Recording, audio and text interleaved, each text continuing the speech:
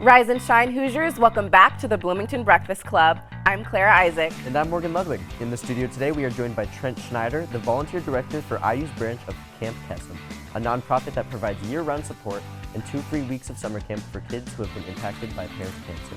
We also have all of your favorite segments, including unnecessary updates and the B-Town Buzz. So grab your cup of coffee, Hoosiers. It's going to be a wonderful morning.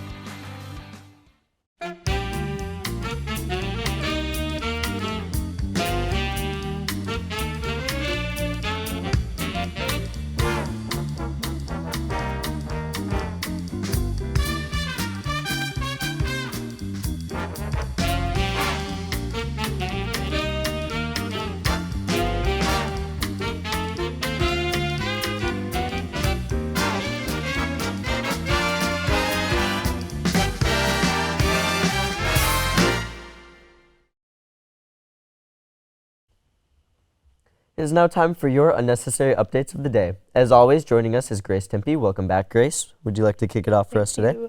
I'd love to kick us off. My big news, Elon Musk officially bought Twitter for $44 billion, and now we might have to pay to get verified. But actually, I was thinking about this, because here's the thing. Paying to get verified on Twitter, it seems unethical. However, it could help us, because if IUSTV paid to get verified, maybe we'd get more popular. But do you also think that if anyone can pay to get verified, like, the verification would lose its value? No, I do. That's why I think it's bad. It but depends on how expensive. It's $8 a month. Oh, $8 a month? That's yeah. really not that bad, actually. But also at the same time, but it's like exactly, a slight it's not that bad, which inconvenience. means that like everyone can get verified. And then like if it's just everyone's verified, then no one is. I mean, don't get me wrong. To quote The Incredibles, if everyone's super, then no one is. Don't get me wrong, though. If it's stupid, it's very, very stupid that he would ever make anyone pay just to be verified. That's really stupid. But considering the price, I was expecting it to be a lot more. Yeah. That's what I'm getting. Well, like here's the thing. I think it's so low because he wants more people to do it because he spent $44 billion on Twitter and now he has to make all that money back. Because like, what's owning Twitter gonna do for him? You know. Isn't he adding people back on the platform who were once banned? Probably. Oh, I think that's what he's doing. A little controversial. No way he spent $44 billion just to get a couple people back on Twitter. And he's like doing a bunch of layoffs. He's cutting like he's firing so many people. He's firing like half of the company. Think about that.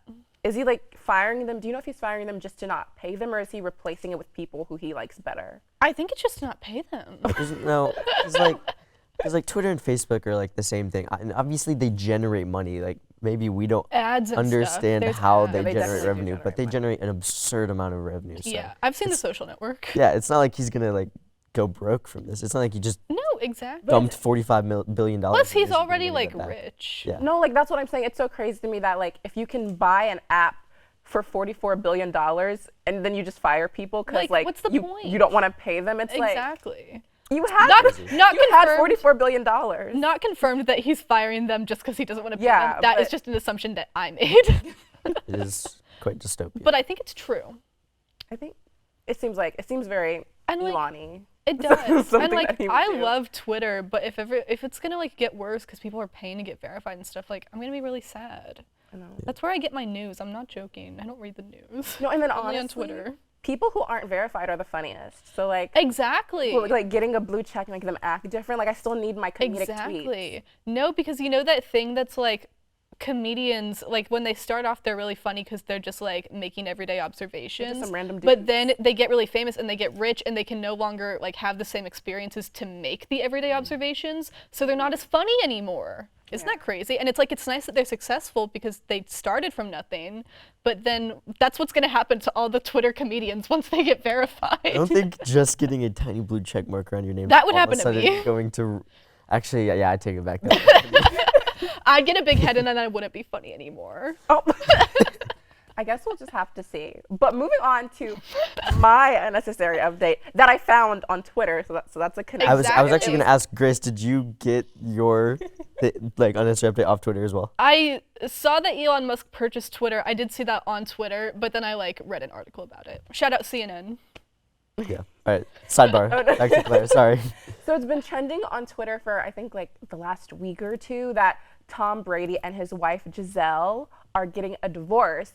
And the reason for that is because she wants him to like stay at home and be a family and take care of the kids, but he wants to go back and play football. So like, what are your opinions Classic on like conundrum. trading in It's like, a family for football? It's a classic Shailene Woodley, Aaron Rodgers situation. We've seen this before. That's so funny, actually. Wait, were they married? Shailene I Woodley think and Aaron they were Rodgers? engaged. Yeah.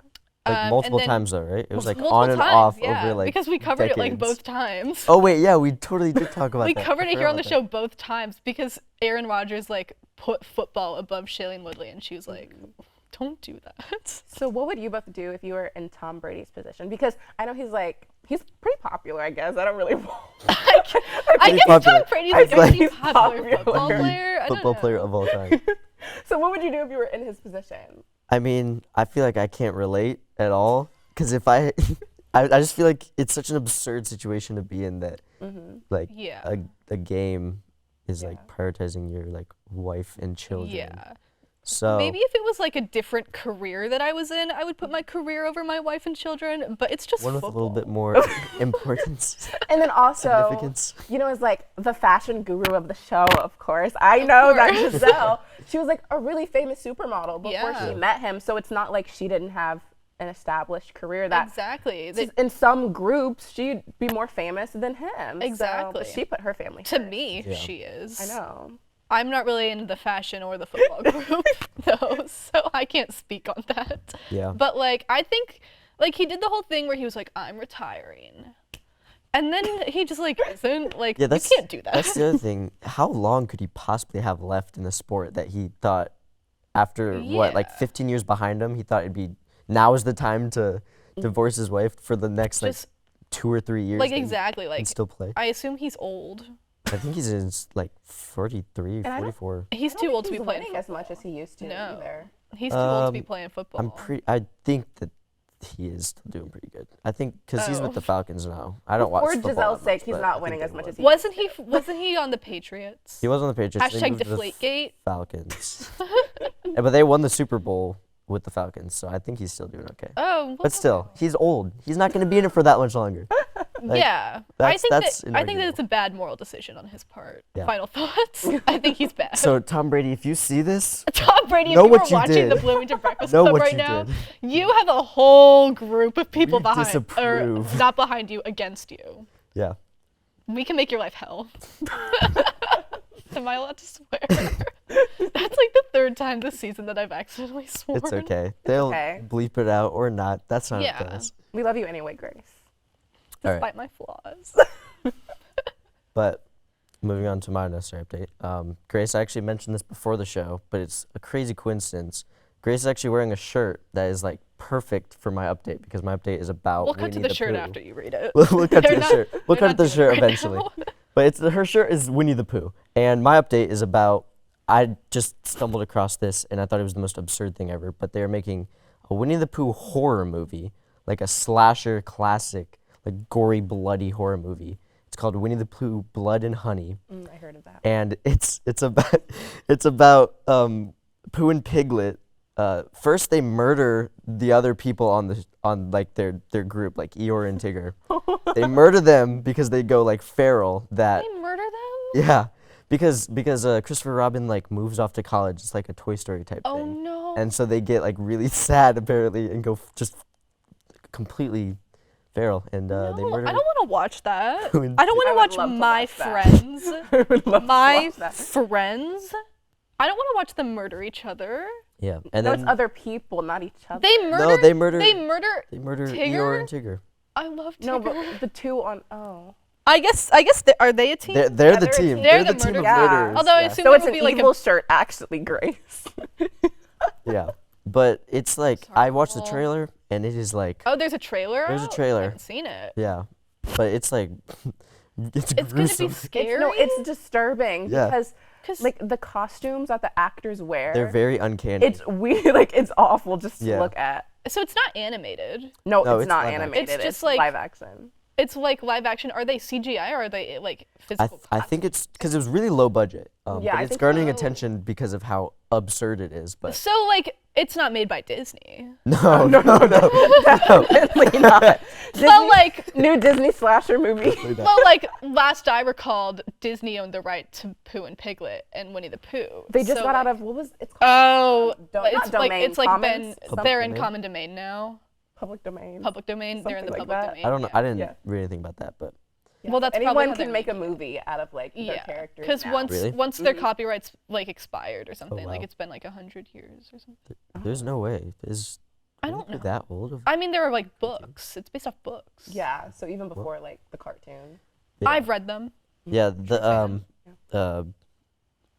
Piglet in the trailer has like, it's like a boar, so he's got like tusks, like that come out, and he's like just like eating people with No, his they face can't is all do that. bloody, No, they but he's can't still do pink that. and just like wearing his little costume. Okay, It's very Suspenders. I think Winnie the Pooh is wearing like some type Yeah. of suspenders. I think I'm gonna watch it. I thought it was supposed to come out this Halloween.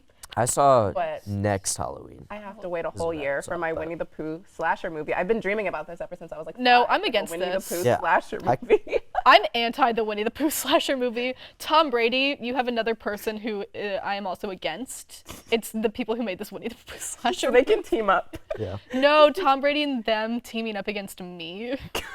I wouldn't stand a chance. Yeah, I That's think that's upsetting to me actually. I think I want to watch it simply for just how Nostalgia. crazy No. of an idea that is. I think I'd be too scared. Yeah. Is that the end? I think that's it. I think That's we all we wrap have to this up. say. That's all we have for Unnecessary Update today. Thank you, Grace, as always, for joining us. Of course. Yeah, thank you so much for joining us, and we'll be right back. Welcome back. We are now joined by the volunteer director of Camp Kesem, Trent Schneider. But first, let's take a glimpse at what a week at Kesem looks like.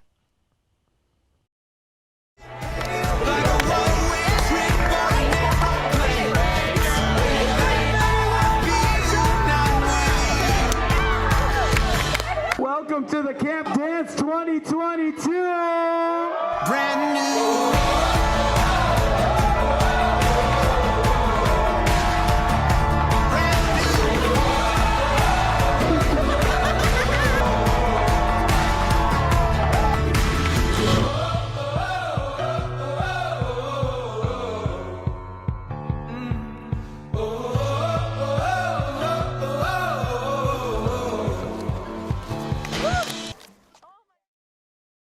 Well, Trent, thank you so much for joining us today to talk about what looks like such a wonderful organization. We really appreciate you coming out. Yeah, thanks for having me. And so first, can you tell us a little more about what Kesem is and what inspired you to get involved? Yeah, so Kesem is a national nonprofit that has chapters all across the United States. And here at IU, we fundraise all year long to provide year-round support and 2 free weeks of summer camp for kids whose parents have cancer. For me, like, I've always been interested in like working with kids. I coach like youth hockey at home, so I've always enjoyed that aspect of it. And when I found Kesem like on campus, I knew that like it's for a good cause. And like I went to like a camp as a kid, so like just summer camp, that kind of vibe is like my thing. So that was like what got me involved. And then I stayed for the people. Like everyone in there is super genuine, super cool, and we're all working kind of towards a good cause, and that's a good feeling. That's amazing. Yeah, it's super cool. Yeah, that's so cool. Yeah. So you're the volunteer director, correct? Yeah. What is the like day-to-day life as that? Yeah, so I do a lot of fun things. A lot of my stuff is like recruitment and like member, like internal relations and stuff like that. So like me and my co-director will plan like social events, and we'll kind of be in charge of like leading all the meetings, like business stuff as well. But our kind of like in the next couple of months now, we're going to start working on counselor recruitment. So that'll include interviewing all the counselors and training all the counselors and like selecting who gets to go, which is probably going to be a little bit stressful. But yeah, that's going to be my day-to-day in the next couple of months as well. So even when you're not, like, camp isn't actively going on, you are still on the Right. job. Yeah, it's funny because a lot of our campers just kind of think camp just happens, and we genuinely start working like the day after camp. So it's a full year-round process to make sure things go well, as far as making sure that our members feel comfortable. There are some like heavy topics that get brought up. But that's the beauty of camp, and so making sure that our members can handle that and feel engaged with the other counselors so that we can provide support the best way that we can is super cool. So like we work all year round to make those 2 weeks pretty special. Wow. So you mentioned that you're starting on counselor recruitment. Are there any other positions other than being a counselor? Yeah, so we have members that get to be a counselor in the summer, but sometimes we have members that aren't local or aren't able to attend camp, and there's plenty of opportunities. We do, like I said, we do events during the year, so whether that's fundraising or whether that's just like going ice skating and stuff like that, you can get involved at all sorts of levels, and so we have a lot of opportunities just kind of as a club and as an organization outside of camp. And like I said, we also provide like year-round support for our kids. So we'll have like virtual like cabin chats with our campers. So like people who don't necessarily get to go to camp can also do those. This Sunday we have like a friends and family day, so we'll get to see our campers in person in Bloomington. So there's a lot of different things that we do during the year as well that are just as important, if not more, to provide support the best way we can. Yeah, so what's a favorite event that you've done? Oh goodness. I was, the video you just watched, I was videographer for the second week. So I filmed all of that and edited all of that. And that was super special because I didn't necessarily have the like responsibilities of a counselor and like keeping track of 12 kids, but I did get to like interact with all the kids and like kind of have that cool like same experience while also like getting to capture it in the best way possible. And that was kind of a personal favorite of mine, just a full week of filming and just hanging out with the kids. It was so cool. Yeah, so is Kesem a Bloomington specific place, or is it more national as well? Yeah, so we are a national nonprofit, so there's chapters all over the country. In Indiana, there's 4 chapters. There's a lot in Ohio as well that have a lot of chapters, but it's a big network of Kesem. This summer, I got to go to Arizona State University and be a counselor at their Kesem. There's just like so many connections, and because it is a national organization, that kind of allow for our members to be able to support other chapters around the nation. Yeah. Wow, that's so great. So how can people get involved with Kesem? Do they need to have prior experience with being a camp counselor? Yeah, so we have like, you could be no experience, you could be a lot of experience. I'm a media advertising major, which doesn't necessarily work with kids, but my passion is like, is Kesem right now. And so that's been a very cool outlet, and we have a lot of people like that. But we also have people who are psychology majors, education majors, stuff that maybe is a more skill-based thing, and that is just as important to have within our organization because, we have kids that are going through difficult times, and so having people that know how to handle those things, and obviously we train them, that's part of my job actually, but making sure that we have reached out to enough people in all aspects so that we can cater to our kids and support them in the best way that we can. I know I've said support a few times, but that is what we do, and I think that's super important that we are able to have opportunities for a lot of different people from different backgrounds to get involved in. Yeah, so for anybody who might be interested in this, what's like some way that, like, is there like an upcoming event that people could go to, or a website to? Yeah, we have our Instagram is probably the best way. We have a little link tree there. I love to scroll through that, and you can join the group me and get involved. On November 29th is Giving Tuesday. It's the Tuesday following Thanksgiving. It's our biggest fundraising day of the year, and we'll do a full day of fundraising. We'll rent out a room in the IMU and just call friends and family, text friends and family. If you're my friend and you're watching this, you'll probably receive a text from me. And we'll raise money all day, and there'll be like different challenges for hitting different goals, and it's just a super fun way to raise as much money as possible.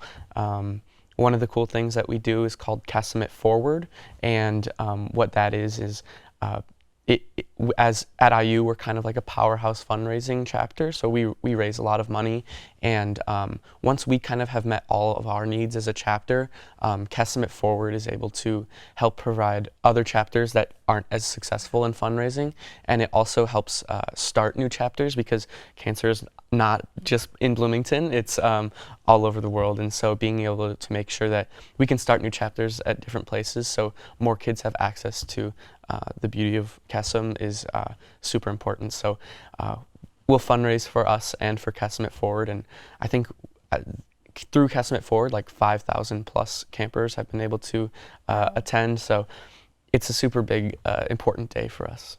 Yeah, definitely. It definitely sounds like one. Yeah, do you want to plug the Instagram real quick so that anyone interested? Yeah, it's at Kesem_IU, and yeah.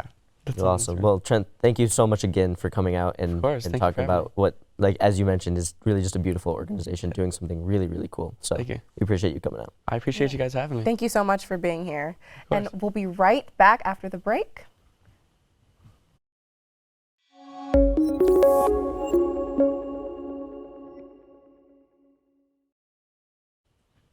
Welcome back. It is now time for the B-Town Buzz, where we let you know about all of the fun things going on in Bloomington this weekend. On Friday, Backdoor is putting on another round of Haute Garbage starring Black Pearl, Kalinda Morningstar, and Saint Pussifer. DJ Mad Dog will be hosting the late night dance party, and everything kicks off at 10 p.m. Tickets are $10 cash. And over at the Bluebird, cover band Rod Tough Curls and the Bench Press performs at 9 p.m. on Friday, and Jukebox Luke will perform at 9 p.m. on Saturday. Tickets are $10 to $12, and you must be 21 or older to attend. Also on Saturday, you can visit the Bloomington Farmers Market from 8 a.m. to 1 p.m. for your fix of local produce. Enjoy the live entertainment as you shop for locally grown foods. And finally, the Bloomington Handmade Market will be held Saturday and Sunday at the Monroe Convention Center from 10 a.m. to 4 p.m. Shop for crafts made from over 60 handmade artists. The first 30 people in line on both days will get a free swag bag. And that's it for our show today. Thank you so much for tuning in.